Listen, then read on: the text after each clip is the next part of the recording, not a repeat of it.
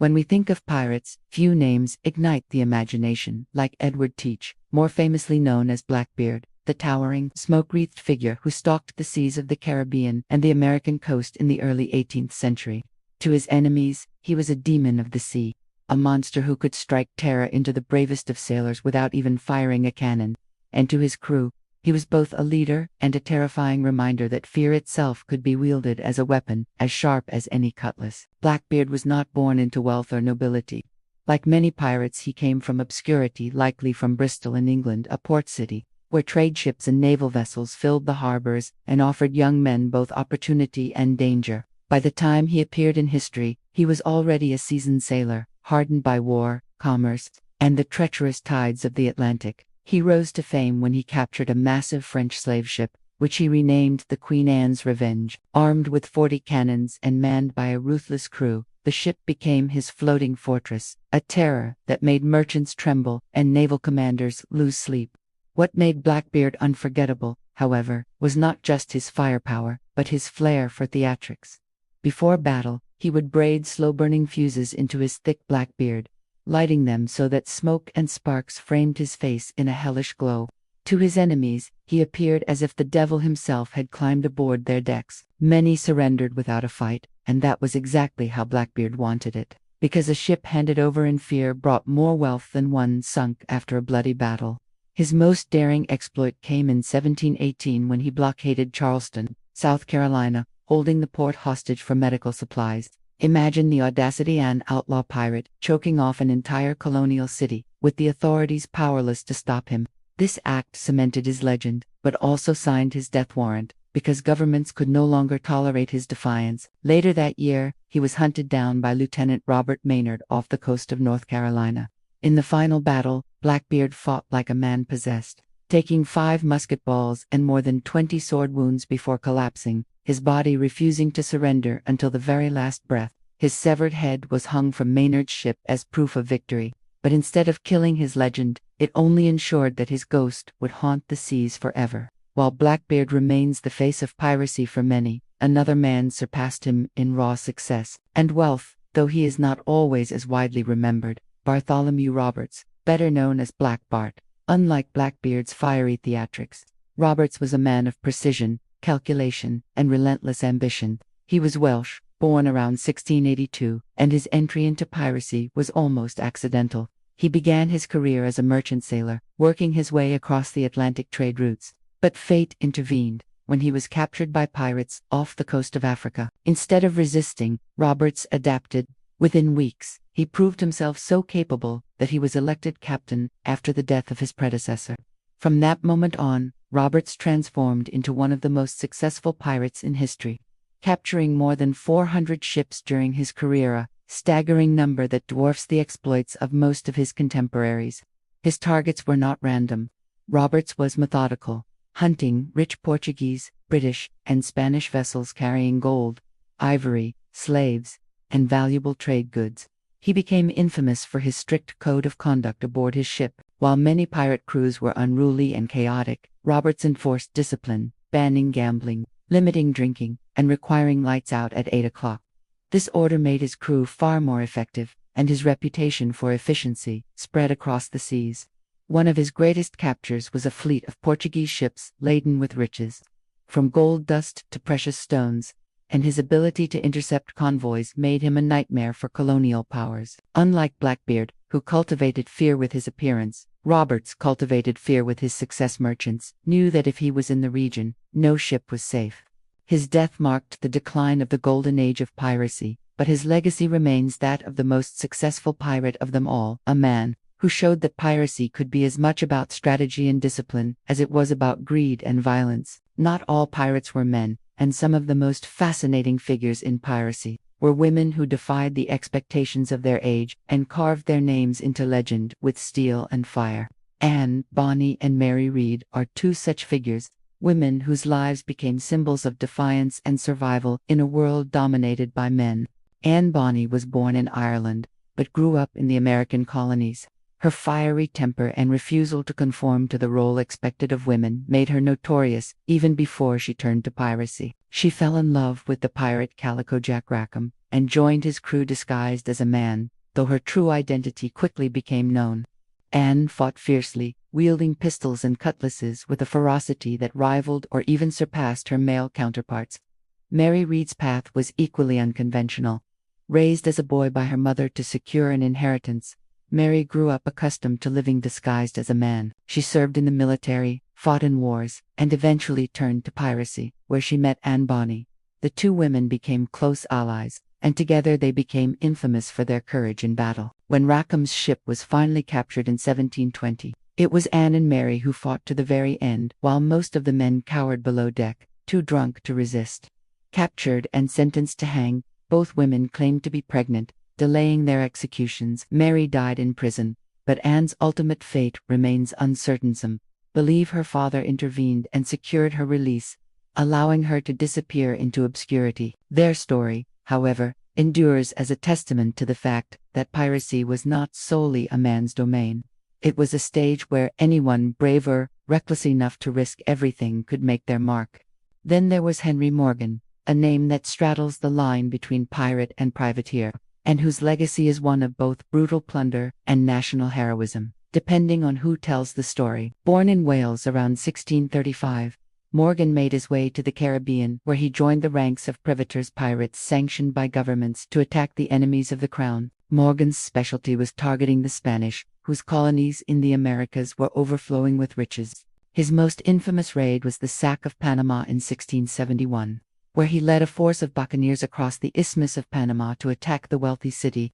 The raid was devastating, marked by looting, burning, and accusations of cruelty that horrified even some of his contemporaries. Yet, despite being arrested and briefly imprisoned in England, Morgan's services were too valuable to the crown, and he was eventually knighted and returned to Jamaica as a respected landowner. His story highlights the blurry line between piracy and privateering, where greed and violence could be excused if they served the interests of empire. Morgan's legacy is complicated. To the Spanish, he was a ruthless criminal.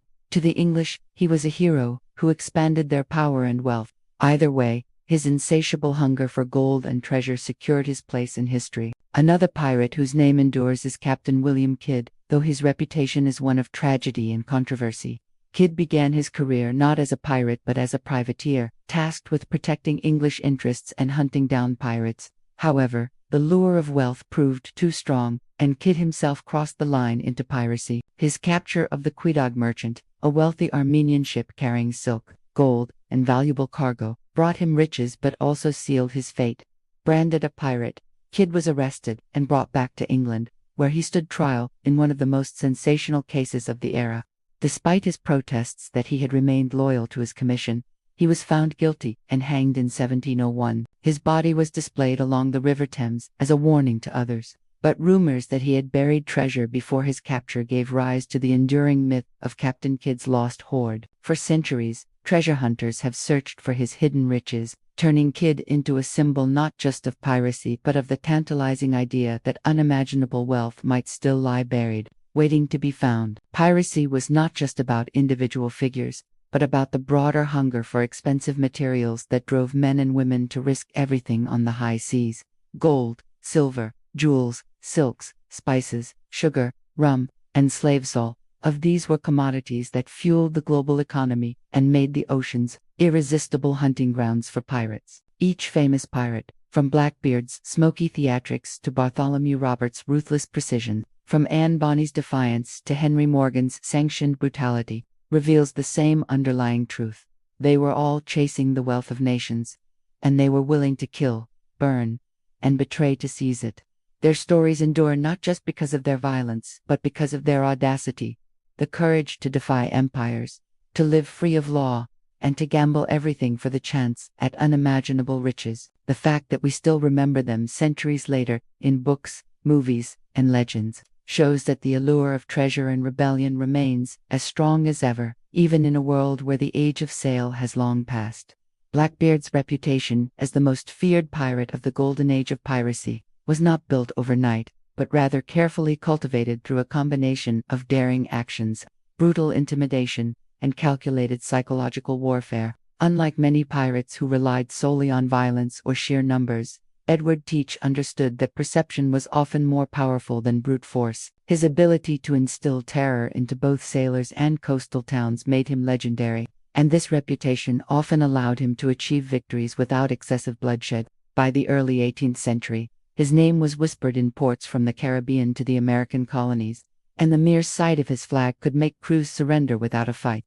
One of the most famous aspects of Blackbeard's persona was his terrifying appearance. During battle, he would tuck slow-burning fuses under his hat, lighting them so that smoke and sparks surrounded his face, making him look like a demon risen from hell. In an era where many sailors were already superstitious, seeing a giant figure with smoke billowing around his head and eyes glowing through the haze was enough to break morale instantly. But Blackbeard was more than just a master of fear. He was also a skilled tactician. He understood that piracy was not sustainable without strategy. Unlike reckless captains who looted every vessel in sight, Blackbeard often targeted specific ships carrying valuable cargoes such as sugar, rum, tobacco, and even slaves. These goods were in high demand in Europe and the colonies, and they could be resold for massive profit. His knowledge of trade routes, currents, and the weaknesses of merchant ships gave him a huge advantage. Moreover, he was careful not to overextend himself. He avoided direct confrontations with heavily armed naval vessels unless absolutely necessary, preferring instead to intimidate merchant crews into surrendering without resistance.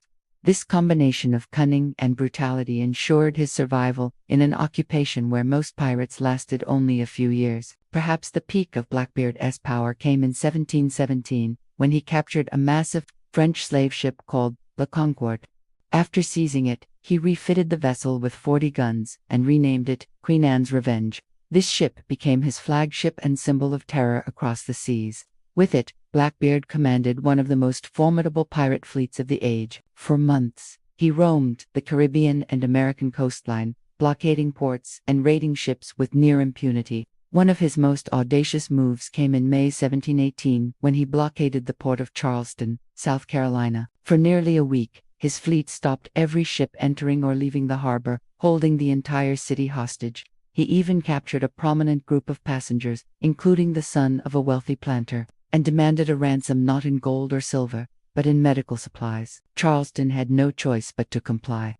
This event solidified Blackbeard's legend, as it demonstrated his ability to paralyze an entire colony and bend it to his will without needing to fire countless shots or burn the city down. While Blackbeard thrived on intimidation, he also knew when to play politics. After the British government offered a royal pardon to pirates who surrendered by a certain date, Blackbeard cleverly accepted. He temporarily retired, surrendering to the governor of North Carolina, Charles Eden. However, this retirement was a ruse. Blackbeard soon returned to piracy, but now under the protection of corrupt officials, who turned a blind eye to his activities in exchange for bribes and shares of his loot. This ability to manipulate both fear and diplomacy kept him safe longer than most of his contemporaries, who were hunted down and executed once the crown intensified its war on piracy. Yet, despite his cunning, Blackbeard's reign could not last forever. His growing notoriety made him a prime target for the authorities. The governor of Virginia, Alexander Spotswood,